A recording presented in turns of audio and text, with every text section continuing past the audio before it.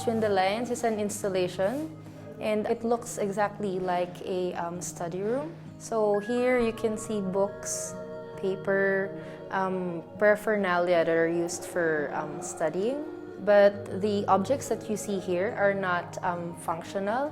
They're replicates of the actual object, but they were produced using craft work like crochet and embroidery. This is actually collaborative work that Issay and I did. So for me, I did the crocheted artworks, and for her, she did the books and all of the embroidered materials here.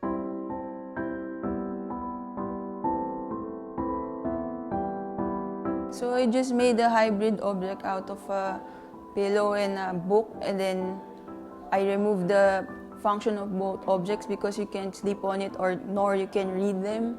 I try to find a way to use the material that best speaks the message.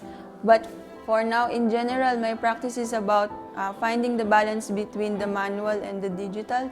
So actually, the book has gone through a dual process. For example, the main imperative was to just replicate the information material, but along the way, it required me to extract the images, and then they gone through a digital phase, and then I had to manipulate them digitally so that the information couldn't be used anymore.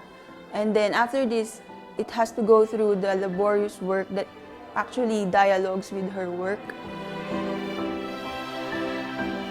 For me, I did the crocheted works. So I made paper, glue, staplers, paraphernalia that people use when they study.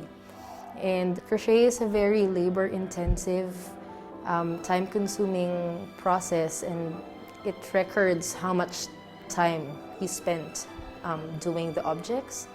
But then at the end of the day, people cannot use them. So like everyday objects that are divorced from their normal function. So you have to look at them in a different way. So it's like looking at the invisible work that's done when you study.